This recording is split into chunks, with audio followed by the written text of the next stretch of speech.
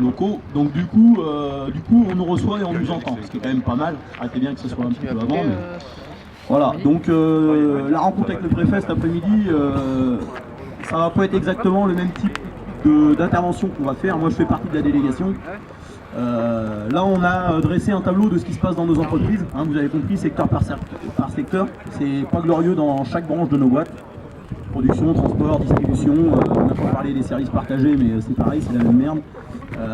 La CCAS, la filière gaz dont on a parlé qui est quasiment complètement privatisée aujourd'hui et c'est la fin des emplois statutaires, donc on va vers l'emploi précaire. Pas seulement de l'emploi précaire pour les boîtes extérieures que vous êtes par exemple, mais c'est aussi de l'emploi encore un peu plus précaire qui fait travailler les mêmes personnels étrangers qui sont venus faire nos révisions de tranche à 400 et quelques balles par mois. Voilà avec quoi on bâtit des projets sur l'énergie en France aujourd'hui.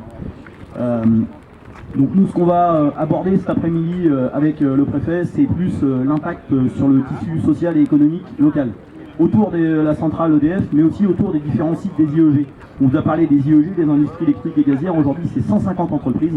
Hein, avant, on avait EDF, GDF, 100% public. Maintenant, il y a 150 entreprises avec différents pourcentages privés et publics dans chaque structure des IEG.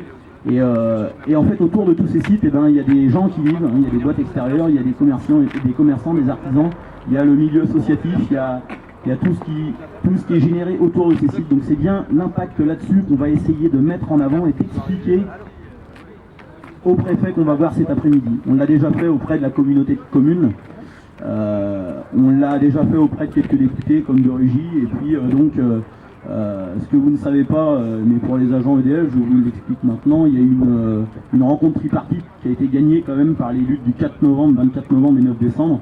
Cette rencontre tripartite mettra autour d'une seule et même table le ministère de tutelle, les directions du groupe, hein, EDF et GDF, entre guillemets, NJ aujourd'hui, et puis les organisations syndicales pour rediscuter de l'enveloppe et du financement de nos activités sociales. Parce que vous le savez, on a fait moins 70 millions en 2 ans, donc ça nous met dans une situation bien compliquée.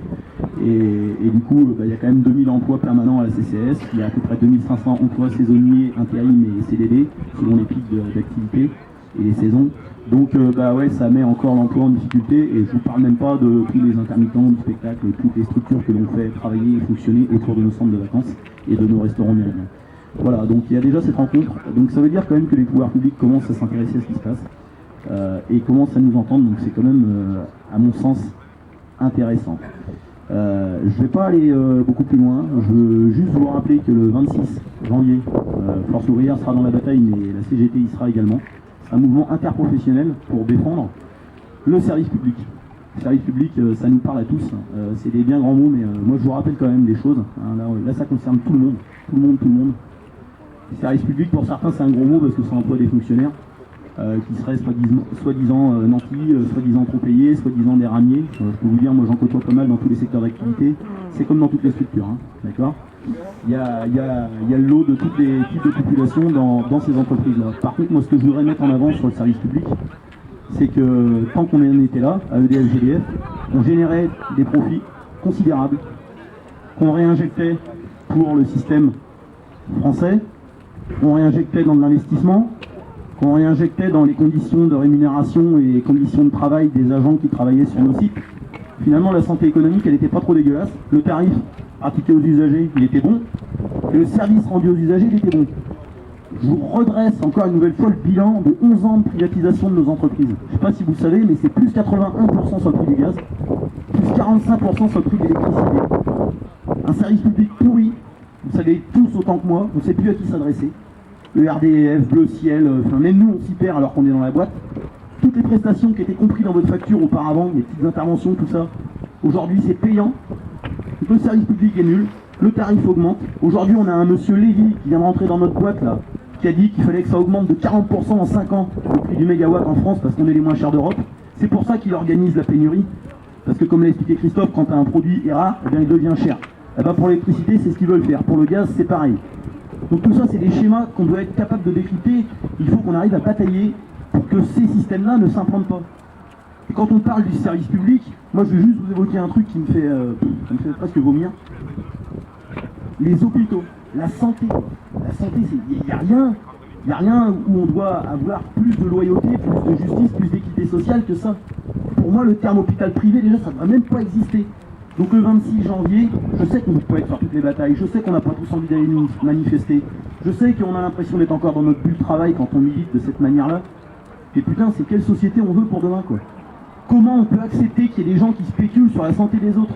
Comment on peut accepter de soutenir un système qui va mettre un régime de santé à 10 ou à 15 vitesses? Ceux qui auront des thunes auront le droit de ne pas mourir du cancer et les autres auront le droit de crever. C'est des choses aussi basiques et élémentaires que ça, qui sont en train de se préparer, avec les orientations de nos gouvernements, parce que ça, faut le rappeler quand même, les gouvernements et les patrons de nos boîtes, c'est quoi aujourd'hui? Ce sont les marionnettes et les pantins des financiers, c'est clair et net. Ces gens-là, quand on les rencontre, je peux vous le dire, nous on n'est pas responsables, c'est pas nous qui décidons. Et qui est-ce qui décide?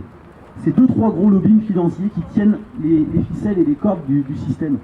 Donc c'est ces gens-là quand même qu'il va falloir qu'on se prépare à renverser. Sinon la société de demain, je ne sais pas quelle gueule elle va avoir, mais là on surfe sur un espèce d'héritage, notre Conseil national de la résistance, de certaines bonnes volontés de reconstruction du pays où il y avait un souci d'équité. C'est bientôt terminé tout ça. Les derniers effets de cet héritage-là sont en train de disparaître. Les services publics disparaissent, on favorise la santé privée, les transports, vous savez très bien ce que vit la SNCF aujourd'hui. On a vu avec France Télécom ce qui s'est passé. Ça donne lieu à quoi tout ça? Une belle société de merde, où il y a toujours une minorité qui s'en fout un petit peu plein les fouilles. Aujourd'hui, 1% du globe détient la moitié de la fortune mondiale. Voilà. Et puis sur les 99 autres pourcents, il y en a 70 qui vivent, et puis il y a une petite trentaine de pourcents qui crèvent la dalle.